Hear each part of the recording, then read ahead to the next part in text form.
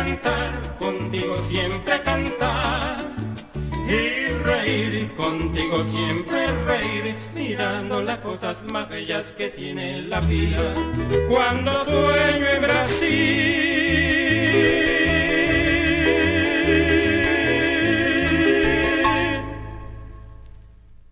Amigas y amigos, sean bienvenidos y bienvenidas a un nuevo programa Somos el Alba que produce la Fundación Casa del Alba Cultural de Venezuela. En el día de hoy vamos a tener un tema dentro del programa que es bastante interesante, un tema muy polémico, un tema que justamente en estos últimos días ha tenido un tratamiento muy especial, por supuesto, con las visiones y con las posiciones que se han asumido dependiendo, primero, como se dice, con el cristal que se observen las cosas, y segundo, con el criterio que se asuma la revisión, la interpretación de los procesos históricos que ha vivido la sociedad a través del tiempo. Hablamos concretamente de un hecho que ocurrió ya hace 532 años, que fue el arribo, la llegada del hombre español, del hombre blanco, a estas tierras que hoy nosotros definimos, conocemos y nos sentimos identificados como la tierra latinoamericana, el Caribe.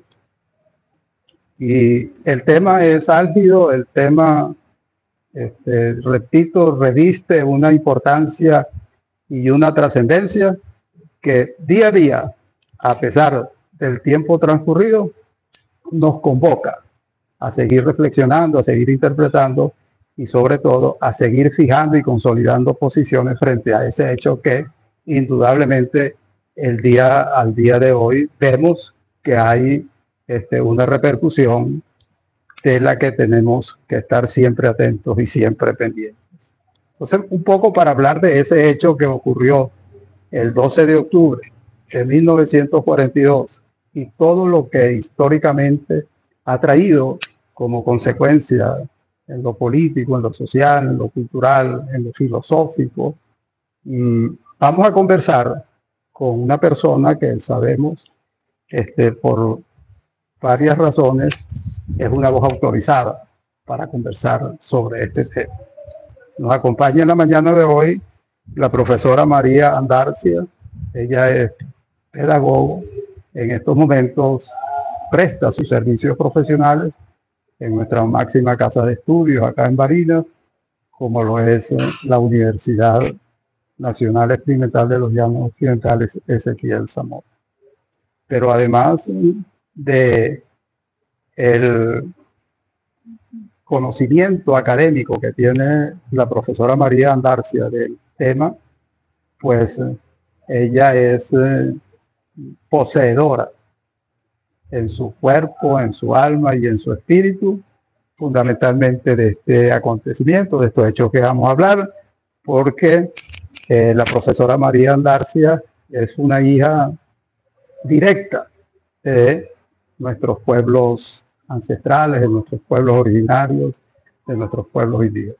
Profesora María Andarcia pertenece a la etnia cariña y hace vida con nosotros acá en Barinas desde hace ya algunos años y está, repito, prestando sus servicios profesionales en estos momentos en la Universidad Ezequiel Zamora. Entonces, primero, profesora, agradecerle el hecho de haber aceptado nuestra invitación para conversar con este tema que, como ya lo dije, creo que usted es una de las personas autorizadas por las razones ya expuestas para conversar de él. Entonces, quisiéramos para hacer un bosquejo general que nos permita ir andando en el desarrollo del programa sobre este acontecimiento. ¿Pudiera usted decirnos eso que planteé al comienzo, 532 años después, ¿por qué la necesidad? ¿Por qué el requerimiento de seguir un poco mirando hacia atrás para fijar nuestra mirada en el hoy, pero sobre todo tener claridad para poder mirar hacia el mañana? O sea, cómo ese acontecimiento hoy todavía nos convoca a esa reflexión. Otuara por el manto y hasta Karen, Yuspa, programa con. Gracias, hermano. Gracias por invitarme a tu programa. Sí, efectivamente. Fíjate que acabas de mencionar algo que me llamó mucho la atención y es una voz autorizada. Y resulta que, bueno, sí, efectivamente Colón llegó por la puerta de mi casa. Yo soy del estado Sucre. Soy cariña de una comunidad, la única comunidad cariña que queda en el estado Sucre. Son 23.711 hectáreas hoy en día, ¿no? Es un reducto de mi territorio. De ese territorio cariña que abarcaba toda la zona oriental de Venezuela, lo que hoy en día se conoce como Venezuela, toda la zona del Taita, toda la zona caribeña. Un gran territorio. De hecho, todo el Parque Nacional Canaima era un territorio ancestral nuestro, del pueblo cariña. Como tú dices, una voz autorizada, sí, son 532 años en los que, a pesar de que Colón entró por la puerta de mi casa, nosotros estamos allí. Los cariñas estamos allí, en suelo cariña. ¿Qué quiere decir eso? Que los pueblos indígenas resistimos ante los embates de una invasión fascista, podemos decirle hoy en día, ¿verdad? Una invasión de los mejores hombres de un ejército, de un rey que era superpoderoso en la antigua Europa. Felipe no era cualquier cosa, era uno de los reyes más poderosos.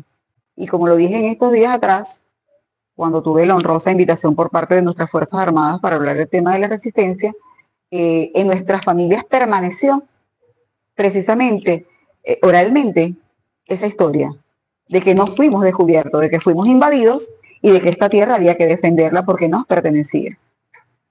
Porque por un error, por una equivocación cometida por un navegante que se hizo a la mar precisamente por las necesidades que tenía en aquel momento el reino de sufragar algunas deudas y seguir acumulando riquezas y seguir fortaleciendo un comercio, llegaron a estas tierras.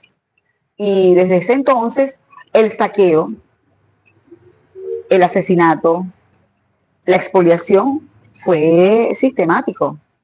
Esa es la razón por la cual nosotros, los pueblos indígenas, que sí tenían una estructura orgánica, una estructura de organización política, económica y cultural, lograron resistir. Si nosotros hubiésemos sido los salvajes que ellos describieron en las crónicas de India, nosotros no estuviésemos aquí. Yo, esta mujer, que es de origen cariña, que tiene un origen lingüístico, que aún habla su idioma y que por supuesto todavía respondo a las autoridades tradicionales de mi comunidad.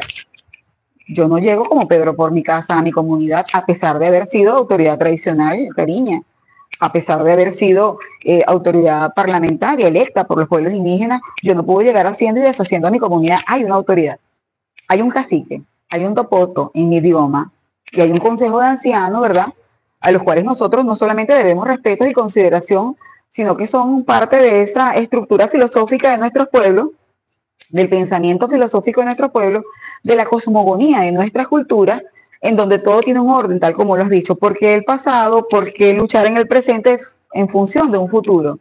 ¿Por qué esa resistencia? Porque nosotros tenemos un pasado histórico que nosotros honramos y respetamos. Nosotros estamos viviendo en un contexto en el cual nosotros, como parte importante de esta nación, también debemos apalancar el proceso de defensa de nuestra soberanía, porque nosotros tenemos vastos territorios de los cuales hoy depende la humanidad. Los bosques, los humedales, nuestra biodiversidad. Nosotros producimos oxígeno para el mundo en nuestros territorios. ¿Por qué? Porque tenemos una concepción del mundo totalmente distinta o diferenciada de las grandes masas, ¿verdad? Porque hoy en día somos una minoría.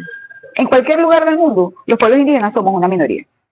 Pero esas grandes masas que se acostumbraron a ese esquema de gobierno y ese esquema de capitalismo para la producción y para la adquisición de bienes y servicios, van en detrimento de lo que nosotros históricamente y ancestralmente hemos planteado acerca de esa relación hombre-naturaleza. Ahora, profesora, dentro de ese esbozo que usted nos ha hecho, vamos a revisar y sobre todo aprovechando bueno, esa capacidad didáctica, pedagógica que usted maneja,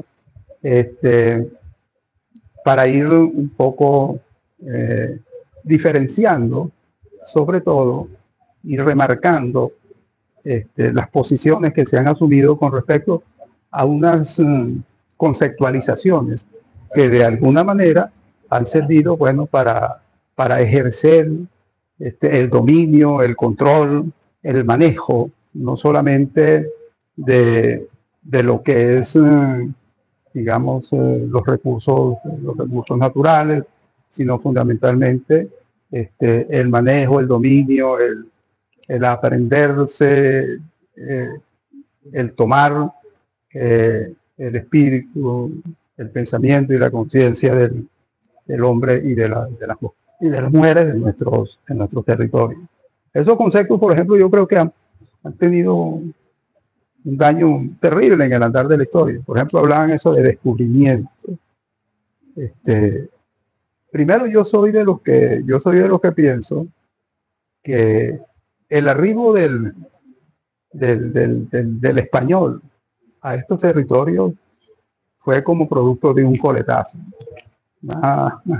un viento que posiblemente los empujó hacia estos territorios. Entonces, no descubren nada.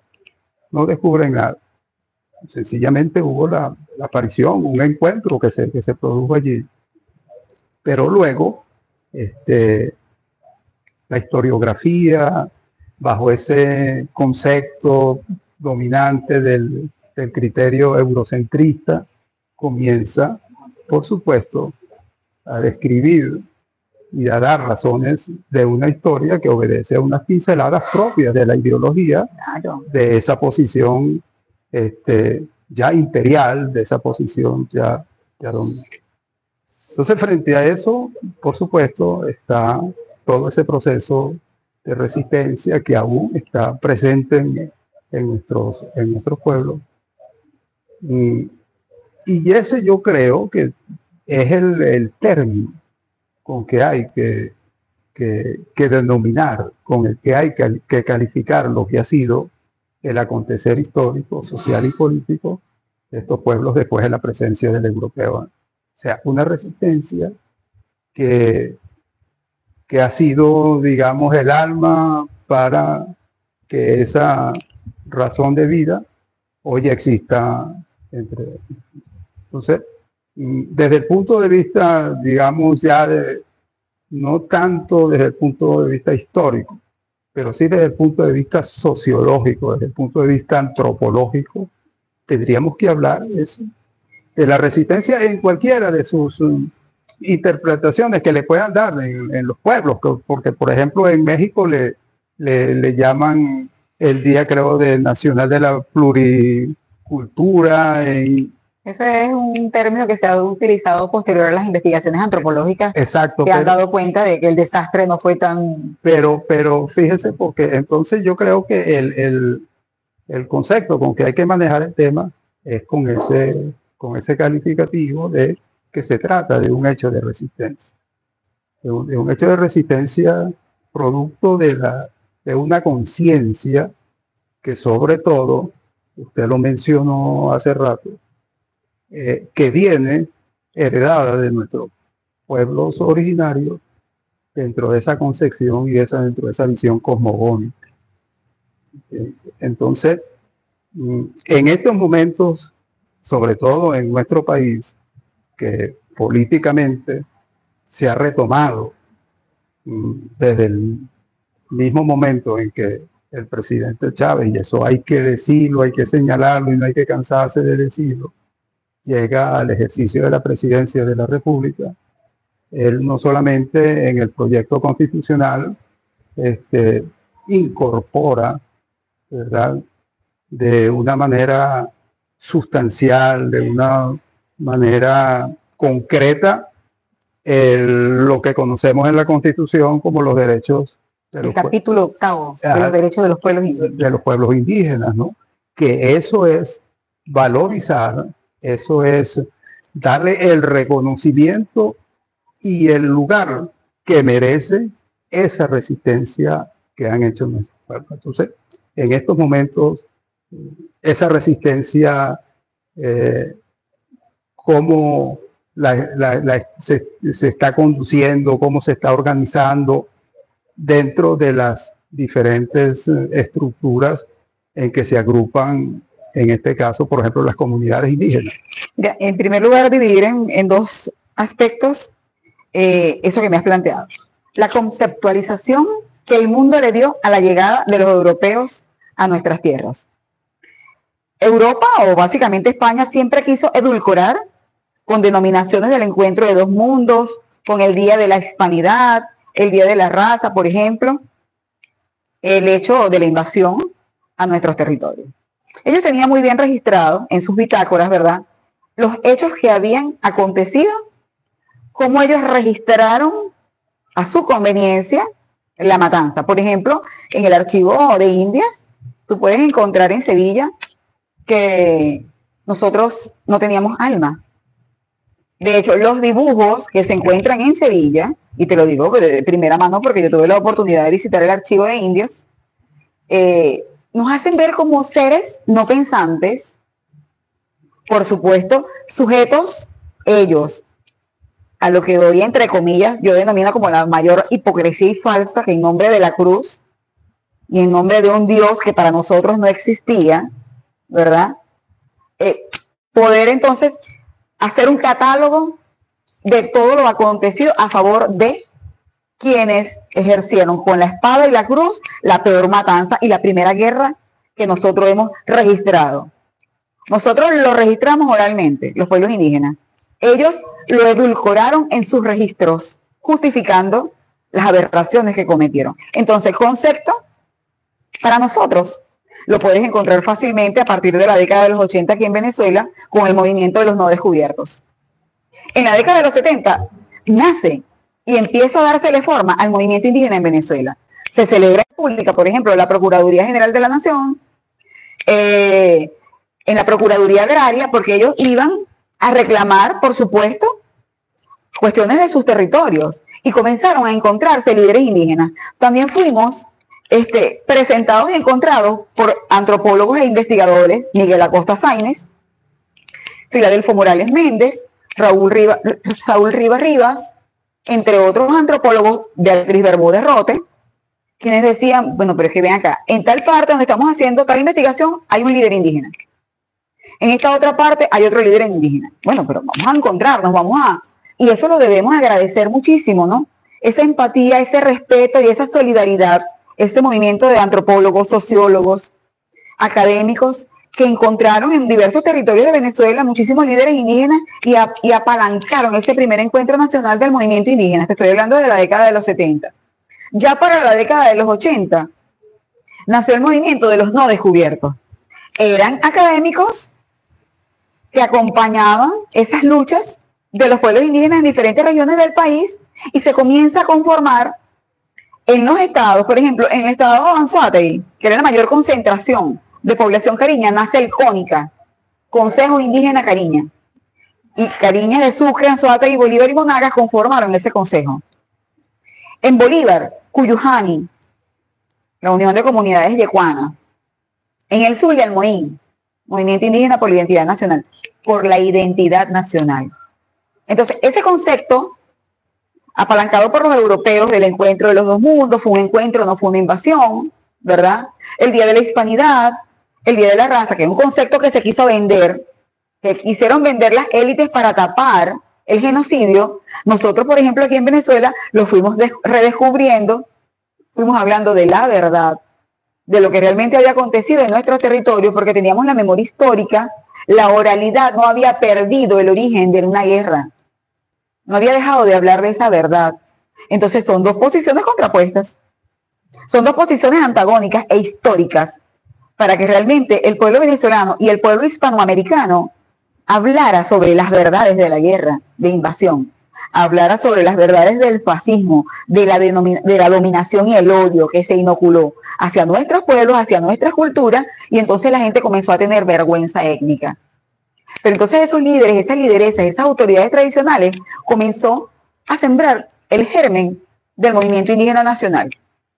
Te hablo de los 70, te hablo de los 80, cuando comenzaron a conformarse las organizaciones indígenas. Llegamos a los 90, e incluso yo fui juramentada en la escuela de cuadros indígenas, en la escuela del militante indígena a los 12 años. Y por unas cuestiones estrictamente de defensa de nuestro territorio. Si nosotros no logramos formar a las nuevas generaciones, los abuelos iban a quedar como que si nunca nada hubiese pasado, ¿verdad? Entonces fueron conformándose y formándose los cuadros del relevo para la lucha de la defensa de los territorios indígenas. Estos cuadros que fuimos formados precisamente para defender nuestra cosmogonía, para conocer nuestra filosofía de vida. Yo recuerdo que en 1987, acabamos de cumplir 35 años, se realizó el primer Congreso Nacional Indio de Venezuela. Fíjate dónde lo realizamos, en Pozo de Rosas, en Los Teques, en lo que antiguamente era Suruapo, tierra de Guacaipuro, que para nosotros sigue siendo una tierra sagrada. Claro. Allí realizamos, los pueblos indígenas de Venezuela, 26 pueblos indígenas de Venezuela, realizamos el primer Congreso Nacional Indio de Venezuela. Y no olvido que la mayoría de los jóvenes fuimos dirigidos a participar en la mesa de filosofía y política para los pueblos indígenas. Y esa mesa estaba presidida por el Consejo de Ancianos que se hizo cita en ese congreso. ¿Qué quiere decir eso? Que hemos, ante esta posición de Europa, ante esta posición de las élites, de edulcorar la verdad, de darle un nombre, ¿verdad?, a la invasión que sirviera para sus intereses y para los intereses de las empresas transnacionales que seguían expoliando nuestros territorios, bajo la mirada de los gobiernos imperialistas y que negaban la existencia de los pueblos indígenas. Más de 300 solicitudes en el Congreso de la República Venezolana solicitando constituyentes para que se reivindicaran nuestros derechos, para que se reconociera nuestra existencia. Pasa el Congreso de Pueblos Indígenas, se fortalecen, realmente nos fortalecimos la mayoría de las organizaciones indígenas en el país y llega un Caracazo, donde también nos vimos afectados los pueblos indígenas. Pero más allá del Caracazo, los líderes indígenas, el 4 de febrero, identifican en Hugo Chávez un hombre que ya había estado haciendo vida en la zona Pumé y Yaruro de Apure, y que se había identificado con algunos líderes indígenas que decían, dentro del movimiento indígena, que había un hombre llamado Chava Fría. No le decían Chávez, sino Chava Fría, ¿verdad? Y que ese mensaje de Chávez Fría llegó al movimiento indígena. Llegó al CONIVE, al Consejo Nacional Indio de Venezuela. Fíjate que acabamos de cumplir 35 años. Te estoy hablando de una historia de resistencia que comenzó a tomar forma a través de una organización nacional indígena, frente a todo lo que el imperio seguía inoculando en los gobiernos de los pueblos latinoamericanos y caribeños para negar la existencia de esos pueblos indígenas. Porque al negar la existencia en sus derechos, no había derecho para reclamar nuestras reivindicaciones en los territorios que seguían siendo expoliados. Cuando nosotros llegamos al proceso constituyente, ya nosotros habíamos firmado un acuerdo con Chávez. Chávez firma un acuerdo para la historia, se denomina así, un acuerdo para la historia, en el año 88. ¿Con quién lo firma? Con el Consejo Nacional Indio de Venezuela, donde se compromete a reivindicar por Bolívar y Sucre los derechos de los pueblos indígenas. Lo hace evocando el decreto del Libertador y lo hace evocando la acción de Sucre con los pueblos indígenas. Entonces, cuando nosotros llegamos al proceso constituyente, fíjate que nos pasó una anécdota muy sui generis, ¿no? Se conforma el Congreso Extraordinario para decidir, una vez que el comandante Chávez emite el decreto de constituyente, recuerda que allí también hay una parte, un acápite para los pueblos indígenas, la participación de 3 representantes de los pueblos indígenas. Y ya lo habíamos conversado previamente con Chávez. ¿Por qué? Porque nosotros tenemos 3 grandes regiones en Venezuela donde se hallan la mayoría de nuestros territorios ancestrales que no han sido totalmente ocupados por la población no indígena. Te estoy hablando de la zona sur, que es Amazonas y Apure, la zona occidente, que es Zulia, Mérida y Trujillo, y la zona oriente, que es Sucre, Anzoátegui y Bolívar, Monagas y el Delta. Las 3 grandes regiones donde hay territorios indígenas en Venezuela. Nosotros llamamos al Congreso Extraordinario para elegir a nuestros constituyentistas. Lo realizamos en Bolívar. Apenas Chávez lanza el decreto, inmediatamente ya nosotros estábamos prestos, ¿verdad?, a ocupar esos 3 curules, y lo teníamos que hacer a través de nuestra propia representación, a través de nuestros propios líderes. Realizamos el Congreso Extraordinario en el Estado Bolívar y el CNE desconoce esa elección autónoma popular de los pueblos indígenas y bajo los principios de nuestra propia organización nos niega ese derecho y nos remite a elaborar un sistema de participación a través del CNE para elegir a los constituyentes. Pero detrás de todo eso estaban las empresas transnacionales quienes pagaron siempre las curules en el Congreso de la República. Obligan a remitir a nuestras comunidades nuevamente esta decisión. Nos vamos a un proceso arbitrado por el CNE en los Caracas, en la zona de La Guaira. ¿Y qué pasó? Volvimos a elegir a los 3 mismos líderes. Porque era una decisión autónoma de nuestro pueblo. Eran liderazgos naturales en nuestras organizaciones. Era una mujer y 2 hombres que eran el producto de más de 30 años de trabajar el tema de la organización. A pesar de la diversidad étnica, nosotros conformamos una unidad estratégica para defender nuestros intereses y para seguir lanzando la gotica hasta que se rompiera la múcura, ¿verdad? Entonces, fíjate lo que nos pasó allí. La CIA intervino. La CIA intervino con un alcalde, Jaime Turón, que ya ha pasado a mejor vida, y que secuestraron nada más y nada menos que a esta mujer que está aquí. En el propio Congreso Extraordinario arbitrado por el CNE, porque yo era la encargada de dar el veredicto. Y se me había designado representante de los pueblos indígenas ante el CNE a esos efectos, para esos efectos. Okay. De presentar toda la documentación ante el CNE para poder hacer la verificación de que esa mujer y esos 2 hombres habían sido reelectos por nosotros, por las organizaciones indígenas, porque el decreto no nos decía el CNE elegirá a los representantes indígenas, no, los pueblos y comunidades indígenas decidirán quiénes son sus 3 constituyentistas. Y utilizando, por supuesto, la práctica, claro, Chávez siempre fue respetuoso de eso. Que venían manteniendo como comunidad. Chávez venía de trabajar en pueblos indígenas. Claro. Ahora, profesora, bueno, recuerden entonces, que estamos hablando... Esas son las 2 posiciones, ¿no? Estamos hablando con la profesora María Andarcia, ella es pedagoga, trabaja en estos momentos en la Universidad Ezequiel Zamora, pertenece a la etnia indígena Cariña y estamos conversando este tema que indudablemente, profesora, es interesantísimo, interesante, sobre todo por la función informativa y formativa que hay que seguir insistiendo de estos acontecimientos. Yo te quisiera... Sí, cómo no. Yo te quisiera terminar ese episodio de la CIA entre nuestras organizaciones y pueblos. La CIA tenía muy bien montada su operación de estudio de los recursos en nuestra Amazonía. Y lo hacía a través de esas misiones evangélicas denominadas las nuevas tribus. ¿Por qué utilizaron a Jaime Turón, que era un líder yecuana, captado por ellos, con una incidencia terrible en el Alto Orinoco contra los Yanomami, a quienes se les extrajeron muestras sanguíneas para un banco de información manejado por la CIA, y que fue denunciado por Carlos Azpurua en la década de los 70, y de allí nació el documental Yo hablo a Caracas, del abuelo Barney Yabarí? ¿Por qué unos guaraos también participaron en mi secuestro? Éramos nosotros los menos indicados para insurgir con Chávez, porque éramos el movimiento indígena que se autodenominaba también los no descubiertos.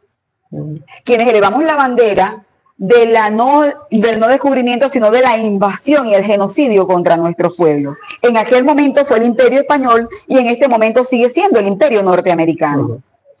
El cuento fue que imperó el espíritu, propósito y razón de los pueblos indígenas.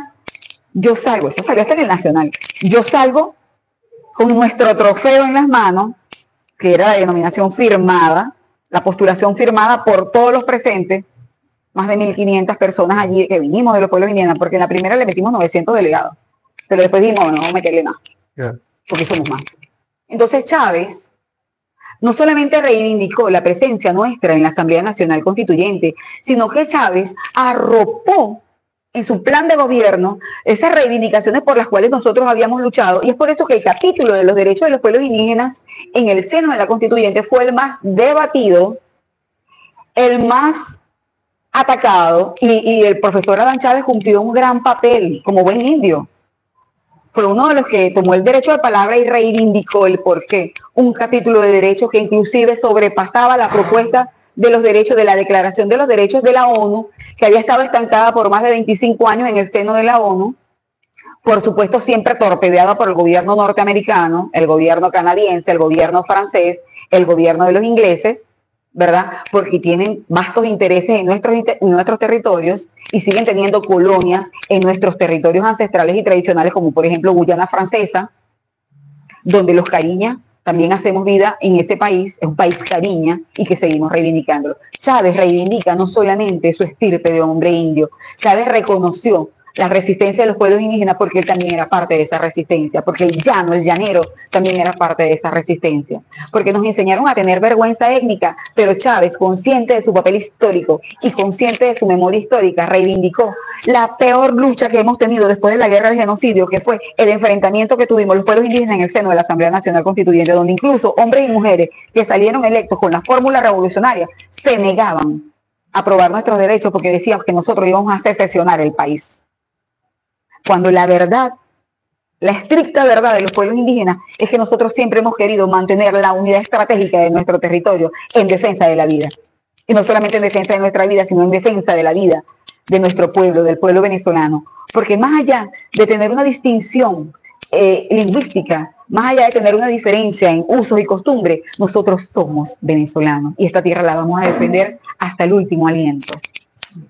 Bueno, profe, excelente esa acotación que usted nos ha hecho de ese episodio, que hay que darlo a conocer, es poco conocido. Porque esas son, digamos, las pequeñas verdades, los pequeños acontecimientos que van gestando y que van permitiendo el desarrollo del alcance de a gran escala de lo que realmente sigue siendo esa resistencia y que en el caso concreto en Venezuela, por supuesto, en los países latinoamericanos también hay movimientos indígenas de cierta consideración, pero yo creo que el movimiento indígena venezolano es uno de los movimientos, por no decir que el único, pero es uno de los movimientos indígenas que tiene mayor convicción y formación política, tiene mayor conciencia, tiene mayor claridad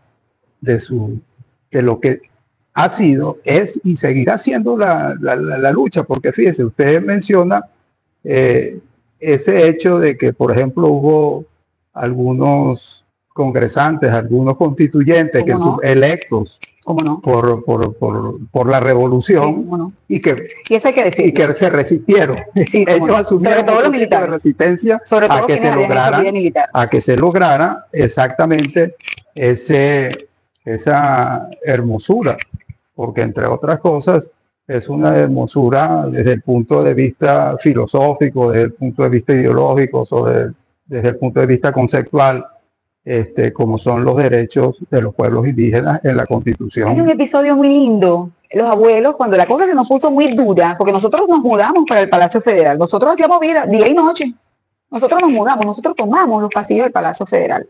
Era una lucha terrible, ideológica, era una lucha filosófica, era una lucha cosmogónica incluso, ¿no? Ese pensamiento, esos valores terribles que se habían hecho parte del sentir y del pensar y del quehacer del hombre y la mujer venezolana, de rechazo hacia nosotros. El indio sinónimo de cochino, de pie de medio, de pata en el suelo, o sea, todo lo despectivo siempre fue hacia nosotros. Bueno, pues es la herencia de 500 y tantos años, ¿verdad? De pensamiento. Se formó un pensamiento hacia nosotros totalmente negativo. Y los abuelos temones, las mujeres temonas, comenzaron a entonar un canto.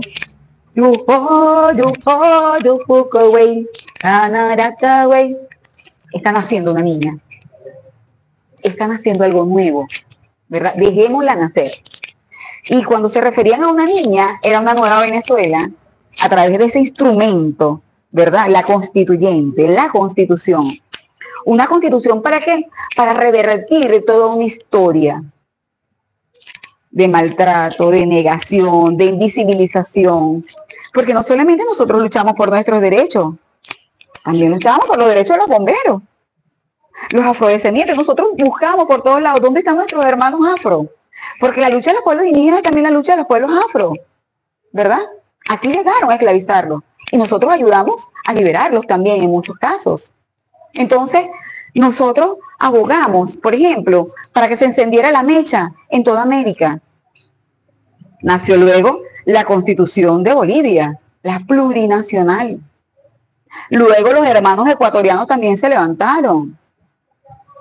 Igual se hizo en toda América, donde se fueron incorporando algunas revisiones. Se aprobó el convenio 169 de la OIT aquí en Venezuela y eso sirvió de ejemplo para muchos países. Mira, era que nosotros le planteamos al comandante Chávez, mire, comandante, hay que hacer esto y esto y esto, nuestra organización nacional, el CONIDE, y Chávez inmediatamente hacía las revisiones pertinentes e inmediatamente sacaba el decreto. Vinieron líderes de toda América, desde Canadá hasta Tierra de Fuego, a revisar el proceso de la Asamblea Nacional Constituyente y la incorporación de derechos tan avanzados como, por ejemplo, la consulta previa, libre e informada para desarrollar proyectos aquí en Venezuela. Y voy a esa tercera propuesta que tú me hacías de descifrar cómo va la cosa en el movimiento indígena en Venezuela. Bueno, a través precisamente de la aprobación, no solamente del capítulo 8º, sino la transversalización de los derechos de los pueblos indígenas en toda la Constitución, que tú lo puedes revisar. Nosotros comenzamos a legislar 5 años después de la constituyente, se aprueba la Ley Orgánica de Pueblos y Comunidades Indígenas, el instrumento legal más avanzado en todo el mundo en cuanto a derechos de pueblos y comunidades indígenas se refiere. Derechos educativos, derechos en salud. Nosotros aquí tuvimos la oportunidad, con la gestión del profesor Adán Chávez y mi paso por el Ministerio de Salud, de aprobar el SAOI e inaugurar el SAOI. El profesor Adán Chávez y mi persona, en nombre del ministro, en aquel momento se aprueba y se inaugura la Oficina de Salud Indígena. ¿Pero qué es salud indígena? ¿Es solamente atender a los indígenas que van a los servicios hospitalarios? No. Es darle enfoque intercultural a la atención integral en salud para los pueblos indígenas. Procesos en los cuales una mujer parturienta puede ir al servicio del hospital y ser atendida por una matrona, por una partera. Personas que están enfermas, sí, chévere, pero es que para nosotros el proceso de enfermedad y curación, o atención y curación del proceso de la enfermedad, tiene también que ver con el tema filosófico, cosmogónico, espiritual. Si yo estoy hospitalizada en el RACETI y le pido el servicio de atención y orientación al paciente indígena que vaya a una OUSH, por ejemplo, para el pueblo guayú, que vaya a un Cuiday, ¿verdad?, a atenderme, en mi sala de hospitalización estoy en pleno derecho de hacerlo y el hospital debe crear las condiciones necesarias y suficientes para que ese proceso de atención del paciente pueda darse en los pueblos y comunidades indígenas. Eso lo tenemos aquí en el estado de Barinas. Y fue uno de los primeros servicios en zonas urbanas que fue aprobado con esas características que establece la Ley Orgánica de Pueblos y Comunidades Indígenas. El tema de la educación intercultural y bilingüe. El nicho lingüístico número 115 se está construyendo en Ciudad Tabacare como una iniciativa nuestra precisamente para preservar nuestros idiomas, nuestros usos y costumbres. Se trata precisamente del movimiento indígena venezolano en acción permanente a través de las políticas aprobadas por el Ministerio del Poder Popular para los Pueblos Indígenas que están establecidas en la Constitución y en la Ley Orgánica para nosotros desarrollar nuestras propias formas de vida e incluso estando en zonas urbanas. ¿Eso se hace solo? No. Eso se hace con la voluntad de un Estado que es profundamente multicultural, que es profundamente multilingüe y que cuenta con las organizaciones indígenas, con los movimientos indígenas para nosotros seguir avanzando en cuanto a poder transversalizar nuestros derechos en todos los aspectos de la vida de la nación. ¿Qué fácil? No, porque tenemos fallas. Como movimiento indígena quizás debemos avanzar aún más en nuestra formación, amalgamar, ¿verdad?, un solo camino y poder hacernos de todas esas leyes que fueron aprobadas en revolución para nosotros seguir resistiendo ante los embates. Ahora, Venezuela está en una guerra. El gobierno norteamericano y sus aliados siguen inoculando el veneno de la guerra contra nuestro pueblo. Ahí está el tema de las redes sociales. Pues este instrumento, y de verdad que yo le agradezco a la Casa del Alba que me haya invitado, es hermosa esta labor porque no todos los días vas y ocultas dónde está la verdad del pueblo. No todos los días vas y buscas esos elementos que son tan importantes para la convicción que debe tener el pueblo venezolano de defender lo nuestro, y eso lo están haciendo ustedes a través de estos programas. Pero la guerra es también por las redes. Tenemos una guerra de cierta generación. Fuimos atacados económicamente. ha sido el sistema de información del gobierno venezolano atacado. El sistema de exportación y venta del petróleo fue atacado a través de esas medidas coercitivas, más de 900 medidas coercitivas y unilaterales. Esto descalabra económicamente a nuestro pueblo. Hemos vivido una gran crisis. Nos viene una pandemia que también fue de laboratorio, pero que gracias al conocimiento ancestral y tradicional de los pueblos, donde tiene mucho que ver el conocimiento ancestral de los pueblos indígenas, logramos combatir el COVID. Porque no solamente con vacunas se combatió el COVID, se combatió también con el conocimiento ancestral y tradicional. El guarapo no es tan guarapo. Claro. Un medicamento. En su momento incluso lo atacaron como burlas. Es un medicamento. A Maduro lo llamaron brujo. Ajá, sí, entonces comenzaron. Es una cuestión peyorativa contra los pueblos indígenas, contra el conocimiento ancestral. El tema cultural, el descalabro que ha vivido nuestra juventud a través de las redes. Eso es una guerra de sexta generación y hay que decirlo. Y los pueblos indígenas estamos conscientes de eso. Estamos conscientes de que debemos utilizar estas herramientas para nosotros aportar nuestro grano de arena en defensa de nuestra nación. Y hablar de estas verdades, hablar de estas cosas que la gente no maneja a diario, son justas y necesarias para nosotros seguir apalancando la defensa de nuestro país. Un país se defiende con sus hombres y mujeres, sean indígenas, sean afro, sean mestizos, seamos lo que seamos. Este gran pueblo, que es una mixtura de culturas, de corrientes de pensamiento incluso, nosotros debemos apalancar y remar, ¿verdad? Como un solo hombre y una sola mujer, para que a través de nuestra identidad propia, a través del multiculturalismo que está implícito en la cultura venezolana, nosotros podamos enfocar la verdad. Hay un crisol de verdades. Hay muchos aspectos que nosotros debemos discutir como venezolanos, sí. El tema de la corrupción, sí. Nosotros los indígenas también queremos conversar acerca de ese tema. Porque nosotros queremos que los recursos que sean destinados para los pueblos indígenas sean intocables y que nuestra gestión sea de manera impecable. Entonces, la corrupción es un mal que nosotros debemos tener alejado de nuestra gestión e incluso de la gestión interna como movimiento indígena. Porque si el Estado otorga un centavo para un proyecto en comunidades indígenas, ese centavo debe ser ejecutado, transparentemente ejecutado.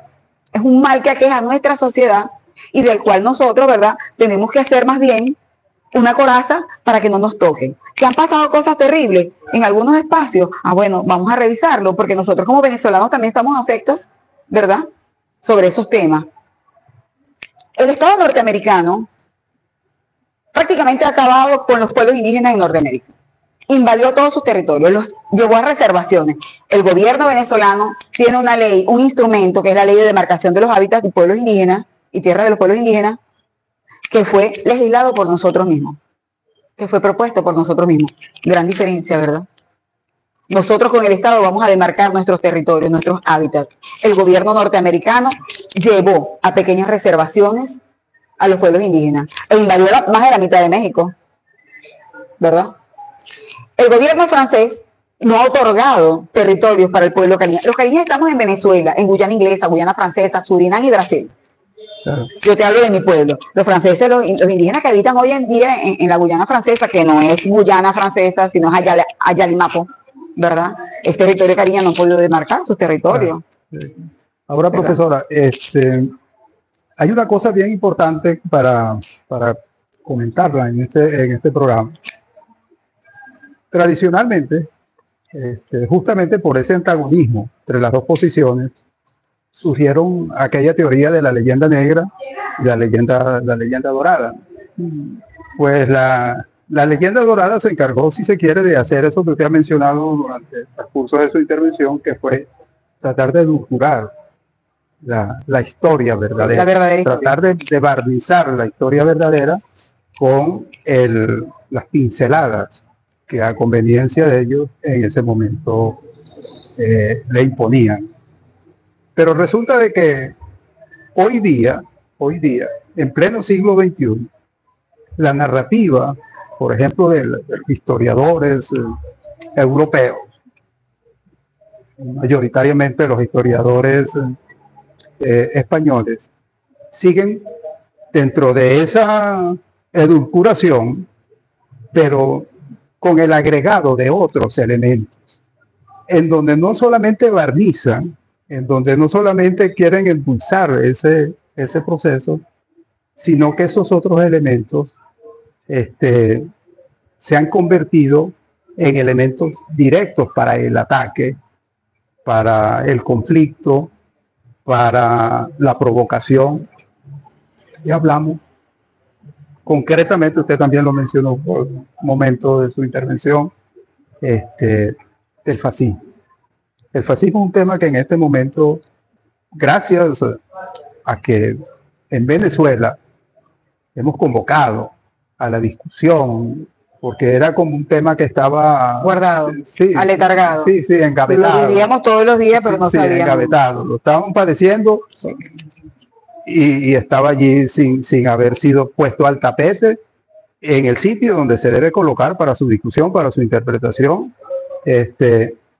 Entonces, esa narrativa, repito, edulcorada de la historiografía europea, fundamentalmente de la historiografía española, hoy día se acompaña con esos elementos y además asociada a los poderes más terribles, ¿no? Sí, señor. Más terribles y mejor organizados. La industria armamentista, por ejemplo. Por ejemplo, en esa. Entonces, en esa verdad, en esa realidad, ¿cómo considera usted que a través de la organización de los pueblos indígenas venezolanos y sobre todo a través de las organizaciones políticas verdaderamente comprometidas con el cambio sustancial, con el proceso de andar hacia en esta búsqueda de la vía socialista, se pudiera incorporar a ese movimiento indigenista a comunicar, sobre todo con esa historia que a ustedes les acompaña, que es nuestra historia, que hoy día también tenemos que seguirla mostrando, tenemos que seguirla exhibiendo, porque de allí nosotros venimos. Entonces, fíjese, yo veía ahorita, bueno, como estuvo muy en boga lo del 12 de octubre, hay un historiador malagueño que él dice una cosa que a mí me parece supremamente exacerbada. En Cádiz, España, hay una estatua de Simón Bolívar.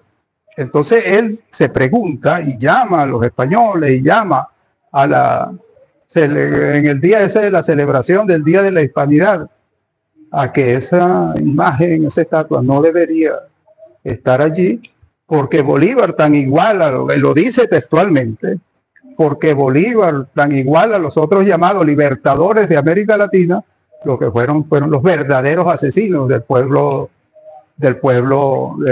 indígena y del pueblo, y en este caso concreto del pueblo venezolano. Entonces, frente a esa narrativa que se está construyendo con un carácter demasiado perverso, porque si hace 400 años atrás se hizo el señalamiento que las cartas de Hernán Cortés estaban hechas en base a la falsedad, en base a la mentira, en base a una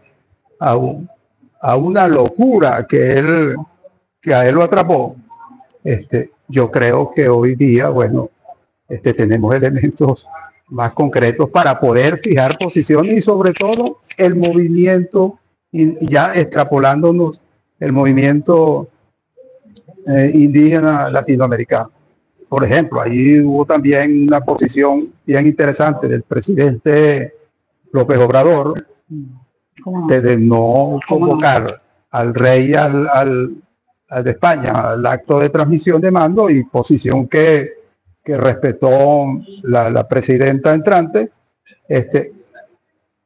Pudiera ser que se geste dentro de ese movimiento latinoamericano indigenista propuestas que vayan conduciendo a que se sea más frontal frente a ese hecho. Más que un movimiento indigenista, por favor, que sea un movimiento multicultural, por favor. Bueno, en 3 platos. Por cada busto de Bolívar que ellos quieran tumbar, serán 100 años de resistencia de nuestros pueblos. Bolívar está en el alma y en el corazón de los latinoamericanos, independientemente de algunas posiciones nefastas y absurdas de algunos historiadores historiadores y escritores. Para nosotros, bueno, nosotros nos denominamos guacaipuranos, bolivarianos y chavistas. Cuando tenemos esa triple condición política, de una concepción política, esas tres raíces para los pueblos indígenas. Por supuesto, mi general Zamora vaya adelante con su lanza y nuestro Simón Rodríguez nos sigue ilustrando, ¿verdad?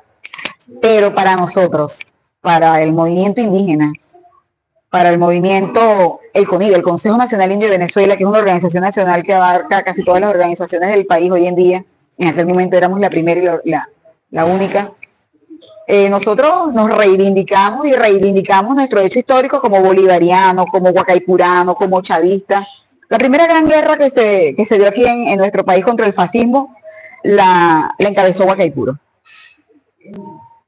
Tuvo la visión de la unidad en la diversidad. Logró articular un ejército de caciques de diferentes pueblos, diferentes idiomas, diferentes culturas, diferentes cosmovisiones. Se erigió como el cacique entre caciques porque tuvo la visión, ¿verdad?, de la unidad en la diversidad para la defensa de la madre tierra. Y luego, por supuesto, Bolívar. Bolívar, que no solamente nos liberó de, y voy a decir algo que quizás puede doler muchísimo a muchas personas, y a quienes les ofrezco mi respeto, pero fue una plaga la que le cayó a América con la invasión y el fascismo. Claro. Una plaga, acabaron, arrasaron con hombres, mujeres, culturas. Y los mexicanos pueden dar cuenta de eso, con una altísima riqueza histórica, con una altísima riqueza de avance tecnológico, desde el conocimiento de los mayas y los aztecas. Entonces, para nosotros Bolívar sigue siendo el libertador de libertadores, y no nos importa la opinión de determinados fascistoides que desde Europa pretenden atacar a Bolívar y a la historia de nuestro pueblo, a la historia del pueblo latinoamericano, a través del derribo o de la solicitud de derribo de un busto de nuestro libertador. Sus huesos siguen estando entre nosotros. Claro, pero su recuerdo impertérrito sigue estando entre nosotros. Que les duele la presencia de Bolívar. Todavía les duele tanto que en la toma del compañero Petro, este rey de España, que tiene más cacho que cuerpo, ¿verdad? Porque cuando lees la revista Rosa en España, dan cuenta del desastre que tiene. Puertas adentro del palacio, puertas adentro de la zarzuela, ¿verdad? No pudo pararse. Yo creo que es que no fue que no quiso, no pudo pararse ante la presencia de la espada del libertador, porque lo derrotó. Lo ha derrotado históricamente. No solamente derrotó a Felipe, derrotó a un imperio. Era Felipe y su huestes, era Felipe y su gran ejército. Lo hemos hecho morder el polvo 3 veces históricamente. Independientemente de que Guacaipuro fue asesinado, Guacaipuro les dio la batalla, los hizo morder el polvo. Tanto que se encomendaban a San Sebastián para no ser tocados por el veneno de las flechas de Guacaipuro. Tanto que invocaban a Santiago el Apóstol para no ser tomados en los caminos, ¿verdad? Y eso está registrado por ellos mismos lo registraron, haciendo ver que Guacaipuro y su ejército de caciques eran asesinos, para poder justificar la masacre.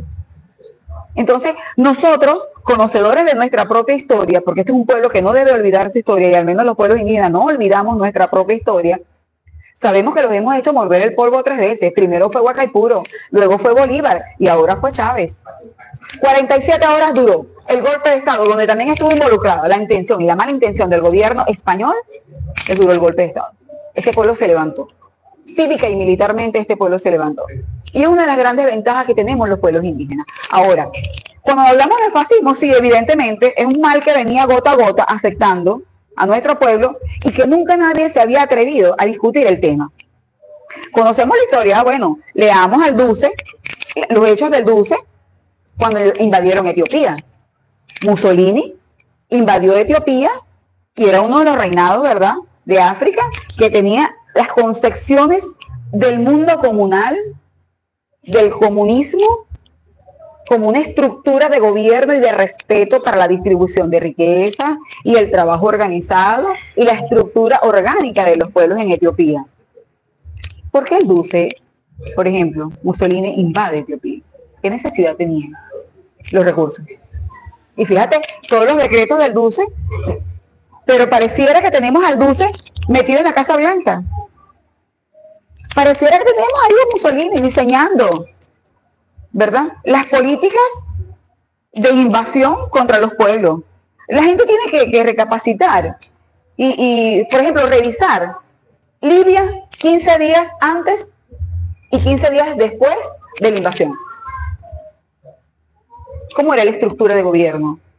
¿Cómo era la distribución de la riqueza? Claro, tenemos algunas reservas, ¿verdad?, en cuanto a algunos manejos de las cosas allí. Pero para las masas, para los pueblos, aunque yo quisiera que Libia siguiera en manos del general Gaddafi. Entonces, porque tú haces las comparaciones, Siria. Y lo peor de todo esto es que en una locución, que yo no recuerdo la fecha, yo venía manejando de Maracaibo hacia Barquisimeto, el comandante Chávez nos advirtió que luego de Siria vendrían por nosotros, ¿verdad? Porque el gas y el petróleo sigue siendo para los Estados Unidos, aparte del uranio, de todos los elementos que tenemos en la Amazonía venezolana y en nuestras grandes minas, sigue siendo el motus por el cual el gobierno norteamericano pretende seguir su trabajo de invasión contra el pueblo venezolano, porque no es contra el gobierno venezolano, es contra el pueblo venezolano. Las bombas no tienen nombre y apellido. Ok, chévere, los vemos ellos cínicamente poniéndole nombres a las bombas, a los misiles, pero es que eso no cae en el patio, sí, y solo sí, exclusivamente sí, para matar a nuestro gobernante, a nuestro presidente. Las bombas caen por racimos para asesinar al pueblo. Es fascista cuando un hombre o una mujer de este pueblo de Bolívar paga para que nos invadan. Deja de alimentar a sus hijos con los pocos recursos que están llegando al país por los problemas económicos que tenemos en el mercado internacional a causa de las medidas coercitivas, y paga a un criminal de guerra, a un asesino disfrazado como organización para que vengan a invadirnos. Eso es el fascismo. Fascismo es que nuestro petróleo, de estar en $100, pasó a un bolívar. Y que nuestro presupuesto bajó horriblemente. Y que hubo que hacer de todas las magias posibles para que nosotros tan siquiera pudiera llegarnos a la casa, la mayoría de los venezolanos, un grano de proteína vegetal a través de las bolsas del CLAP. Ese es el fascismo puro. Nos aplicaron una receta peor que la que nos aplicó o nos pretendía aplicar el Fondo Monetario Internacional. Nos las han aplicado ahorita con las medidas coercitivas unilaterales. Eso es fascismo. Atentar contra el estómago, atentar contra la psiquis del pueblo venezolano, atentar contra el amor del pueblo venezolano. Permitieron e hicieron que nuestros hijos salieran de nuestras fronteras, cuando nunca habíamos salido de nuestras fronteras a pedir trabajo. Habíamos recibido.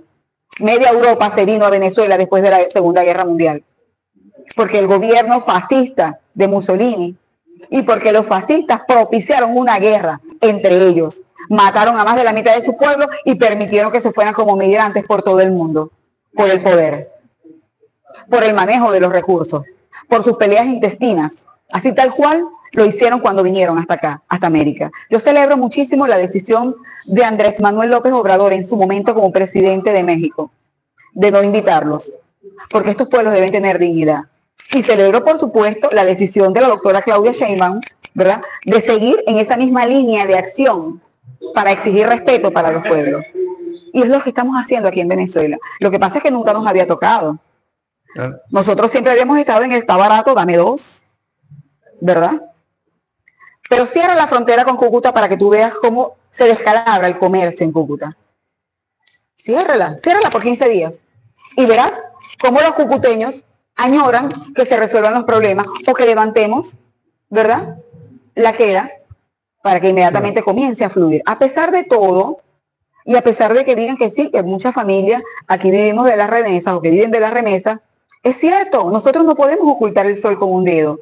Pero los pueblos indígenas también tenemos una gran garantía para el Estado venezolano, porque nosotros tenemos las mayores reservas en nuestros territorios. Ahora bien, hay que hacer los procesos adecuados de consulta para la explotación y tomar las medidas necesarias para que el impacto ambiental no solamente no contamine la madre tierra, sino que también nos permita seguir haciendo vida en nuestros territorios. Porque yo como mujer indígena no solamente puedo reconocer las bondades del gobierno revolucionario, también tengo que fijar posición en cuanto a qué hacer, cómo hacer y dónde hacer en nuestros territorios. Exacto. Seguimos teniendo territorios donde donde hay sitios sagrados y que para nosotros son intocables.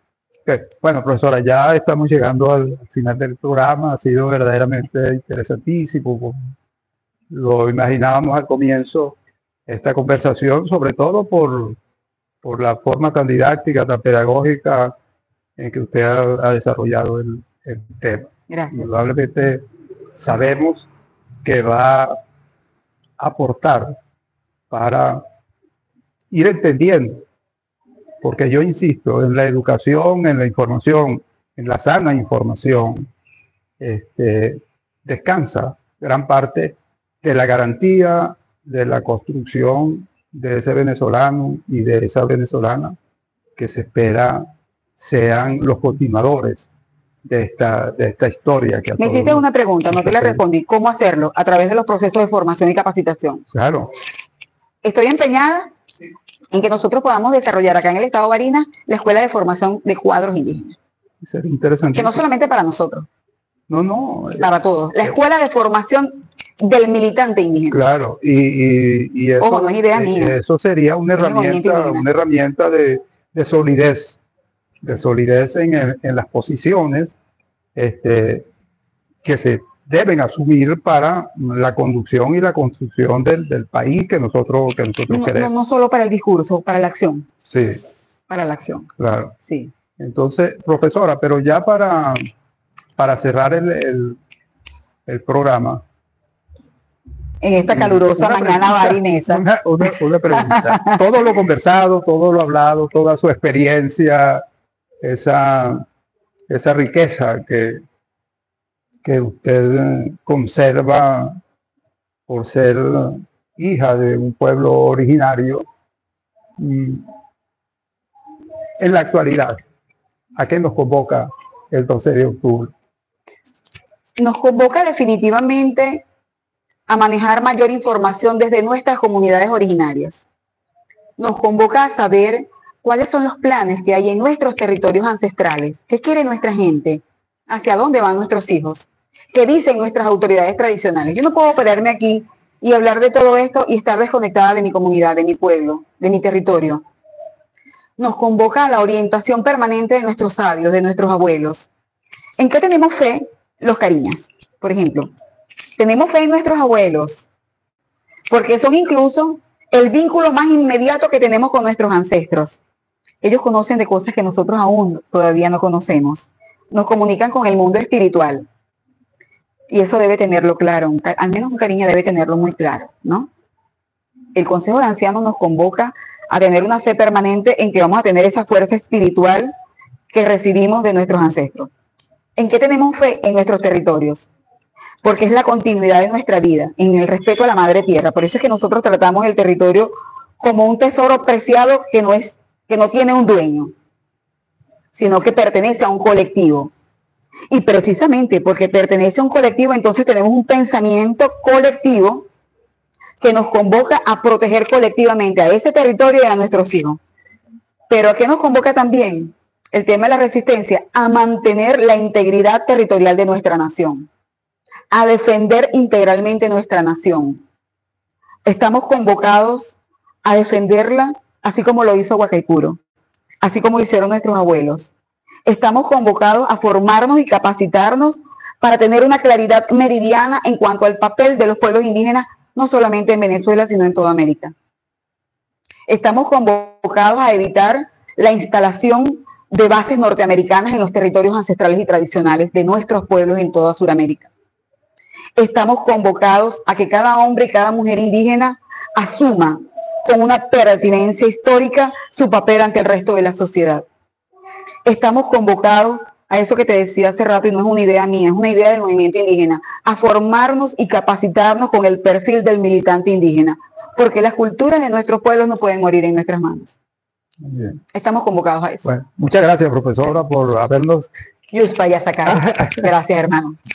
Por habernos acompañado en el programa, a ustedes, amigos, amigas, pendientes, que todos los miércoles estamos a partir de las 10 saliendo en vivo por nuestro canal YouTube, y por supuesto queda el video de esta transmisión a la disposición para que ustedes lo revisen, lo analicen y sobre todo lo compartan con sus familiares, con sus amigos, porque sabemos, como bien lo ha dicho la profesora, que la formación es, si no la más importante, una de las más importantes herramientas a la que debemos acudir, a la que tenemos que practicar constantemente para ser eso que soñamos ser. Cada día mejores ciudadanos, ciudadanas, cada día mejores venezolanos y venezolanos, y cada día mejores hombres y mujeres ganados para la idea del proceso de cambio, de la transformación, de la justicia y de la paz. Muchas gracias. Gracias. Yuspua. Y cantar, contigo siempre cantar, y reír, contigo siempre reír, mirando las cosas más bellas que tiene la vida. Cuando sueño en Brasil,